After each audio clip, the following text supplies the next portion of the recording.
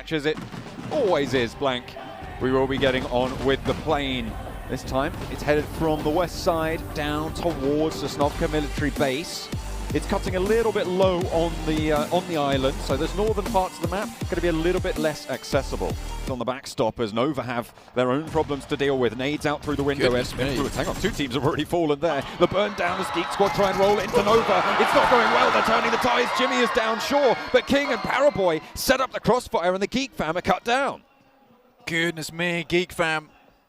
This is a great chance to represent Malaysia here in the PMGC Grand Finals and look for that grand title itself. Unfortunately, going against Nova and getting picked apart like that does not bode well towards a team that is currently defending. Vampire Esports, on the other hand, this may be a different team, a different type of beast altogether.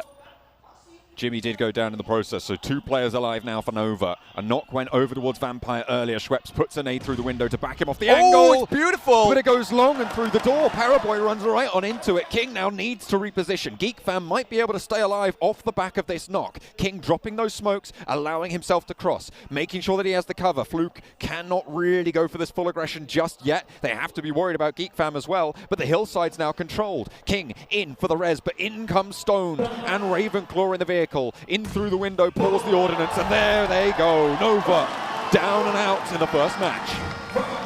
An entirely different, they were maybe a little bit more tougher than we expected, considering now on the edge a lot of times. Now they're taking the fights to these big teams over in the PMGC. Wolves stalwart already looking for the crash. The Wolves lose the first on the engagement. Action already on 2 eliminations as Remember falls. Memory wiped out as well. Scry into the ground floor, stays up and kicking as well. Beautiful and Pick feet to the back lines now. Looking to pick Remember back up. Scry gets that heal off and they remount their aggression. Scry in through with that DBS. Action takes a lot of damage, but Pika is already forwards with the UMP. Pick feet falls on the top floor and Beautiful's there as well. He's found and Stalwart keep it on rolling. The Chinese teams are being pulled apart here, Blank. Really good stuff there from Stalwart. And again, this is definitely no longer these years of PMGC being all about China. We have some seriously good teams, Alpha 7 included, taking it to the guys from Buddhadam so far. Mythic down behind them, but if anyone can do it, Revo can. This guy has been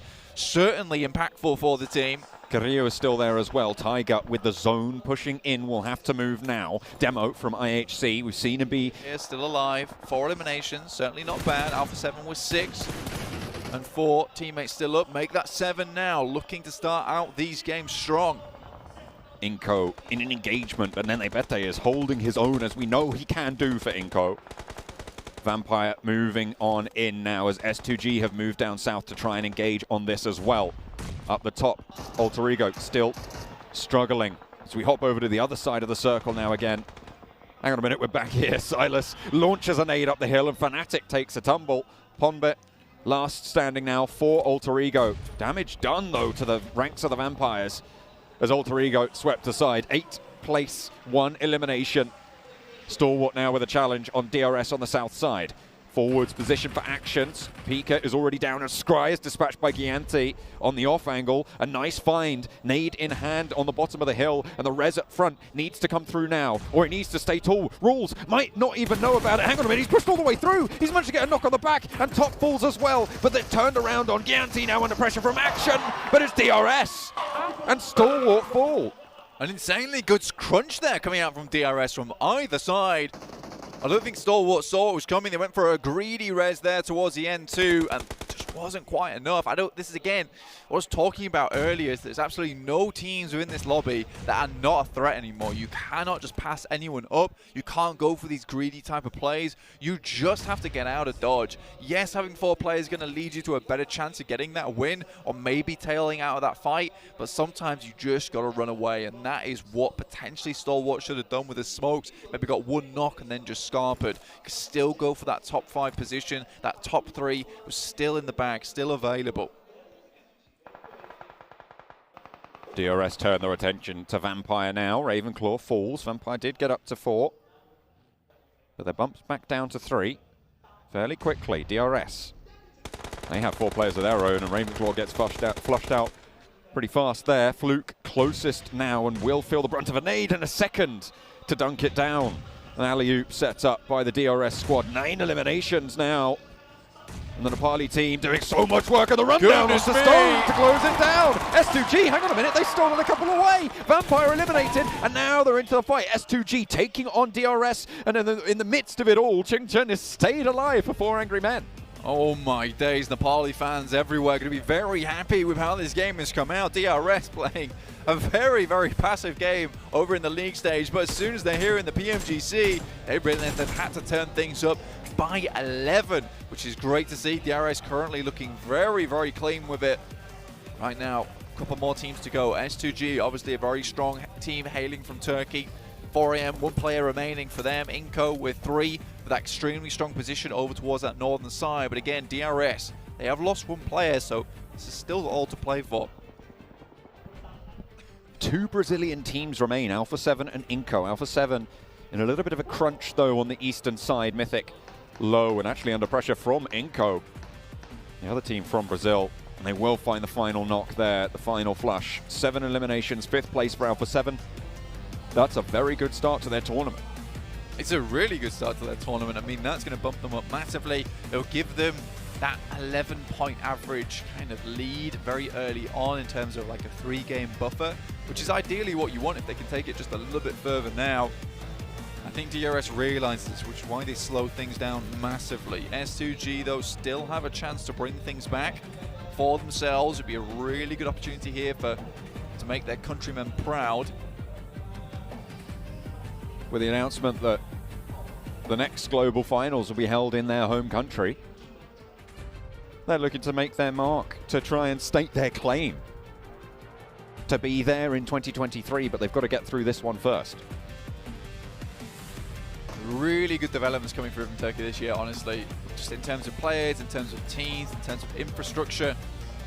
And again, this has probably been one of the best years in terms of adding those really, really influential players from around the world.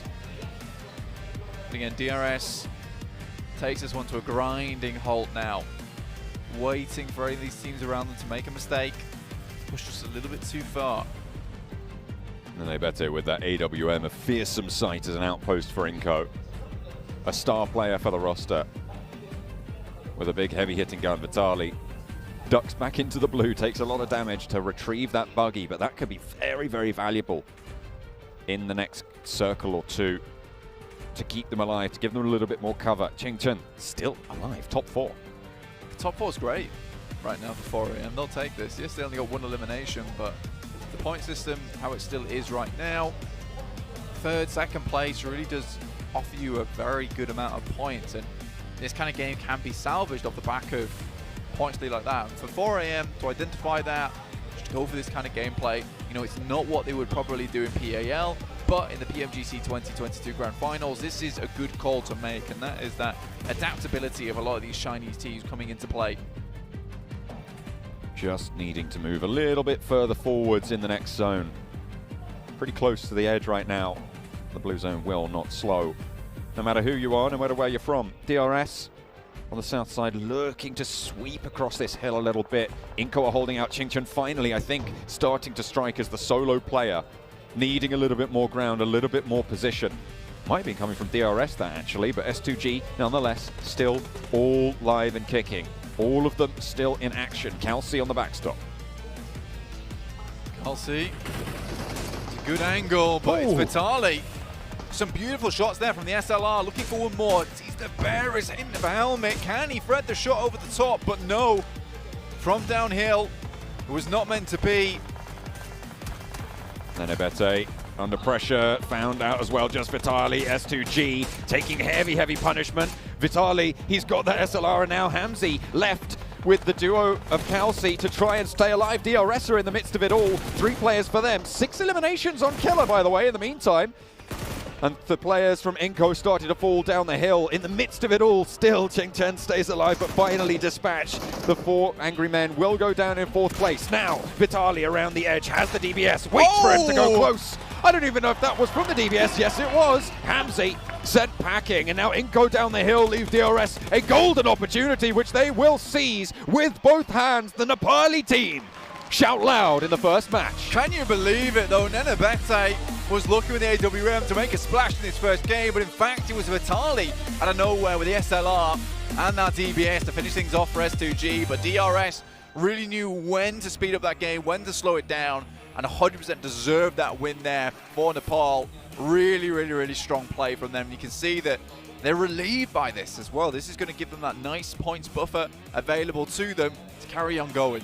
That was pretty heavy as a game for them as well. They had a lot of eliminations on the card. You could see their 6 eliminations for their MVP this game.